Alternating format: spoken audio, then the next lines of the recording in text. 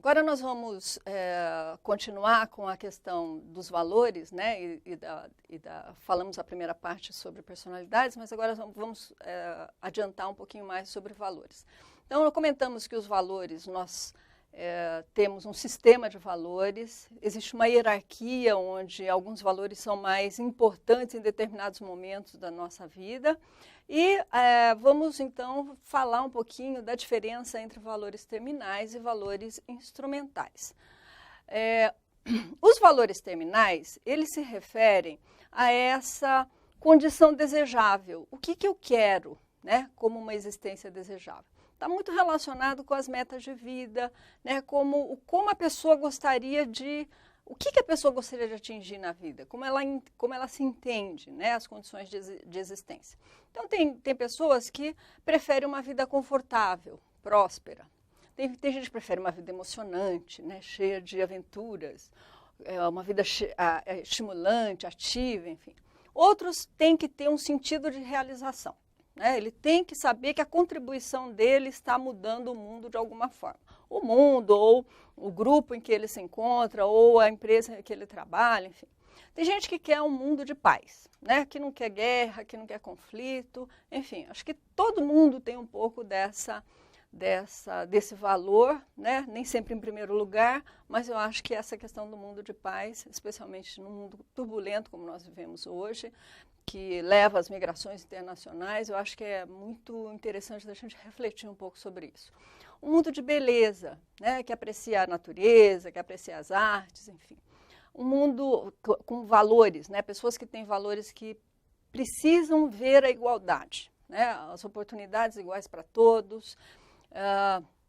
Certas profissões exigem que você tenha esse sentimento, esse valor, né, de igualdade para todos.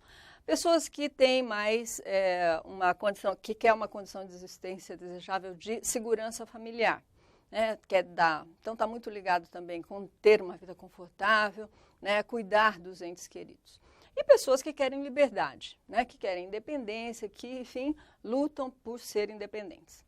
Acontece que para atingir os valores terminais, essas condições de existência desejável, eu preciso de valores instrumentais, ou seja, o modo preferencial de comportamento, ou seja, o que eu vou fazer como meio para chegar às metas dos valores terminais, né? Para ter uma vida confortável, o que eu vou fazer? Uma vida emocionante, o que eu vou fazer? Então, é importante ambição, né? Esforço no trabalho, visão ampla, ter mente aberta, capacidade, né? A competência, eficácia para poder ter um sentido de realização, para poder, enfim, ser próspero, né? Para ter uma vida confortável. Animação, alegria, contentamento. A limpeza, né? Ter o asseio, a arrumação, ter defesa, ter coragem para defender os seus ideais, no mundo de igualdade, por exemplo, se eu desejo dessa forma, capacidade de perdoar, né? E a honestidade, a questão da própria sinceridade como valor. Nós temos aqui um quadro que fala sobre valores geracionais, ou seja, aqui a gente só está tentando mostrar para vocês alguns exemplos de gerações, de grupos de gerações que caracterizam, né, a força de trabalho atual. Vale lembrar, pessoal, que essas denominações, elas saem muito na mídia, né, nos jornais, revistas da área empresarial, enfim. Mas, na verdade, não existe nenhuma pesquisa científica, sistemática, né, enfim, longitudinal, que tenha realmente, que dê a validade para essas questões que nós vamos colocar aqui. Mas, de qualquer forma, são expressões que se usam hoje no mundo das organizações. Então, para que vocês tenham uma noção, nós temos os veteranos, os baby boomers, a geração X e a geração Y. Os veteranos, então, são da década de 50, 60, né? Então a idade atual aproximada é mais ou menos 65 anos, eles valorizam a questão do trabalho árduo, são mais leais à organização, são mais conservadores e mais conformistas.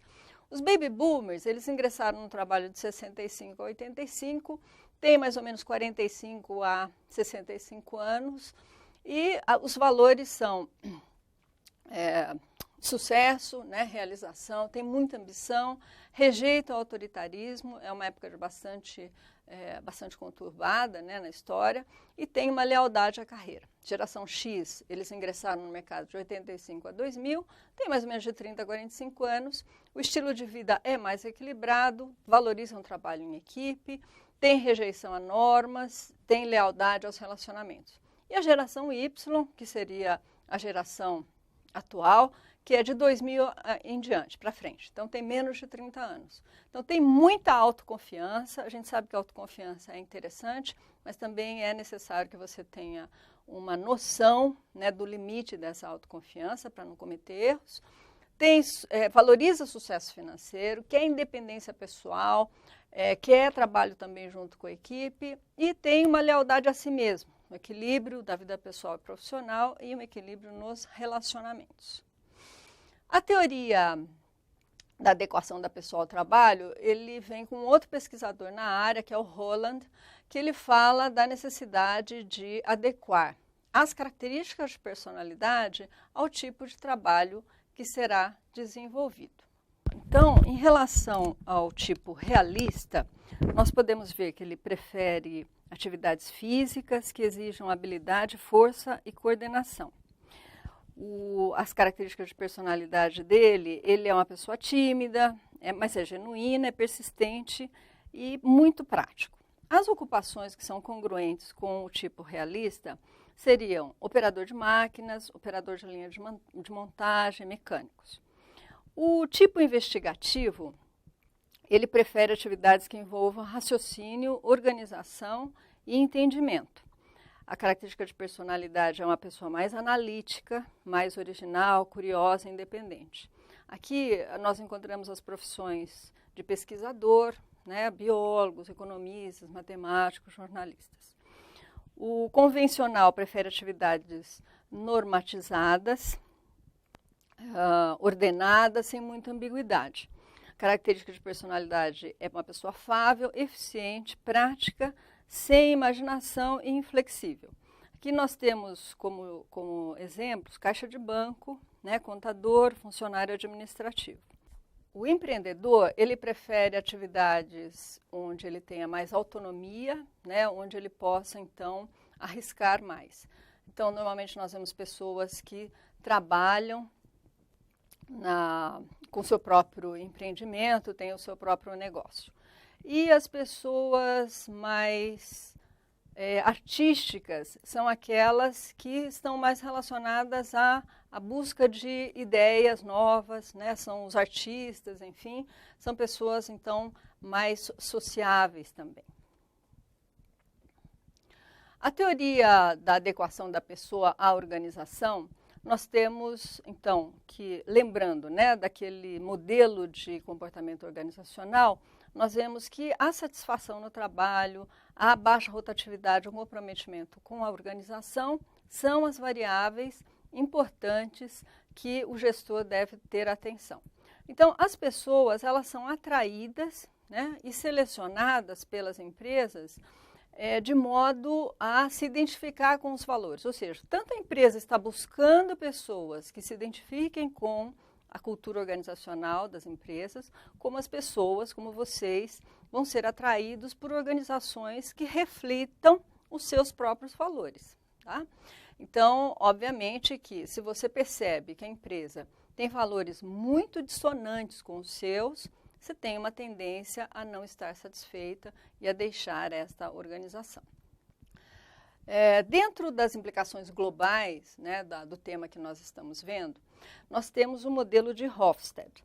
Hofstede é um teórico extremamente conhecido na área de organizações, é um pesquisador que fez um extenso trabalho de campo na IBM, com mais de 50 países, enfim.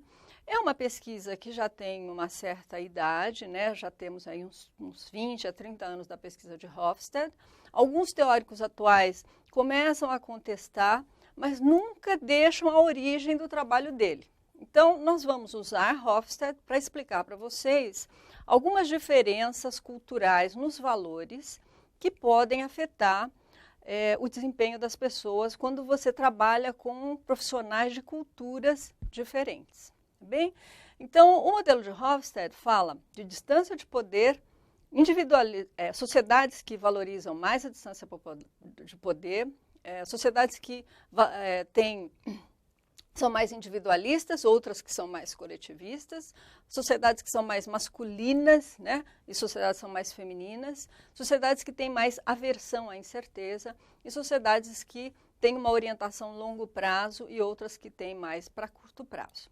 Na verdade, Hofstede fala que distância do poder se refere ao grau em que as pessoas de um país aceitam essa distribuição mais desigual de poder. Então, eles aceitam distâncias muito grandes de poder. Então, um manda e o outro obedece. Então, enfim, a questão da democracia ela não é tão sensível nesses países. Países que são mais individualistas refletem o grau que as pessoas preferem agir mais isoladamente em detrimento de uma ação com o grupo. E países mais coletivistas, nós vemos que os ocidentais são muito mais individualistas. E países que são mais coletivistas, a gente vê uma predominância nos países mais asiáticos, né? São países que valorizam a atuação do indivíduo dentro dos grupos. Então, é primeiro o grupo, depois o indivíduo. Então, eles se cuidam, eles se protegem e as decisões são tomadas coletivamente.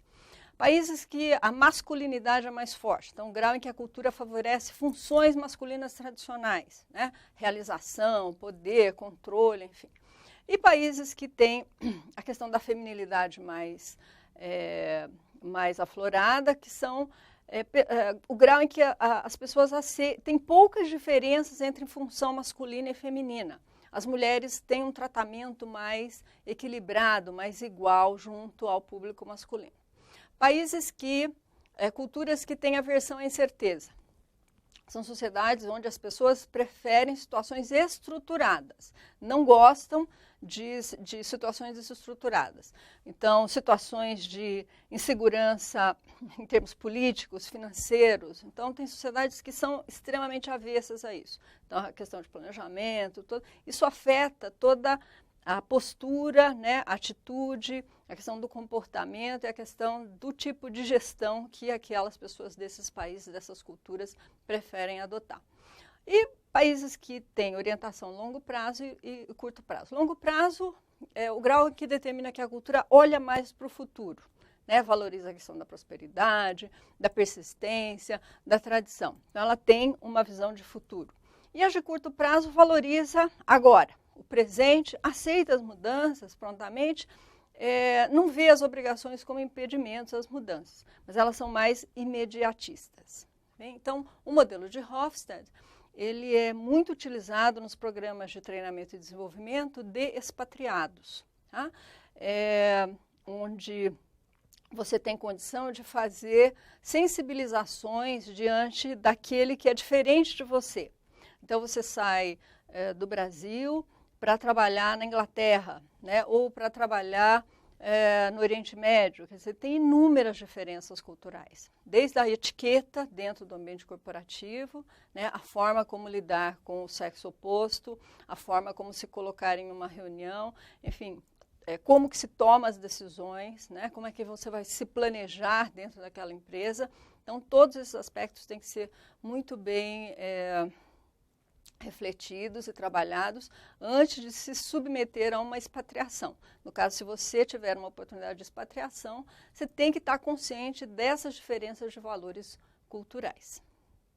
Então, para finalizar, as implicações para nós, gestores, em relação a esta aula que nós demos hoje, se recaem, né, especialmente na personalidade, nos indicadores Myers-Briggs e a questão dos valores. Ou seja, a personalidade influencia os nossos traços de personalidade e o Big Five, né, ele vem para nos auxiliar a organizar comportamentos que são interessantes no ambiente de trabalho. Então, por exemplo, funcionários com alto grau de conscienciosidade, são extremamente responsáveis, planejadores, organizados, né, e confiáveis. É claro que a gente deve considerar os fatores da situação, que tipo de exigência que o trabalho está pedindo, o grau de interação, a cultura dentro da organização. E pessoas que têm autoavaliação básica, positiva, são pessoas extremamente que acreditam na sua competência, né, que são bastante proativas. Ou pessoas também que são extremamente narcisistas, né? Tudo eu, todo mundo está errado, sempre sou eu que sou a estrela da situação. Então, tomar cuidado com esse tipo de traço. O indicador de personalidade Myers-Briggs, o MBTI, como comentamos, apesar de ter pontos fracos, né, porque fala extrovertido ou introvertido, julgador ou então analítico, é importante que nós reconheçamos a importância, né, especialmente nos programas de treinamento. Os testes, então, quando bem aplicados, quando analisados, eles servem para que as pessoas dentro da organização conheçam mais um pouco de si mesmas e entendam melhor quais são as dificuldades que elas têm com os parceiros, especialmente quando elas trabalham em equipes. Muito MBTI é aplicado para melhorar o desempenho de equipes de trabalho. Tá? Porque, às vezes, você acha que todo mundo tem que ser igual na equipe. Não, devem ser diferentes, especialmente porque existe uma complementariedade, né, dos tipos psicológicos. E melhora a nossa forma de comunicação também. E os valores, como nós enfatizamos, eles vão explicar as nossas atitudes, os nossos comportamentos e como que nós percebemos o mundo. É importante para o gestor porque você vai começar a entender o que faz uma pessoa ter motivação, o que faz uma pessoa, por que a pessoa está agindo daquela forma, né? Então, por que a pessoa tem desempenho e satisfação elevados ou não. Então, esses foram os pontos principais e as implicações para os gestores na parte de personalidade e valores culturais. Obrigada.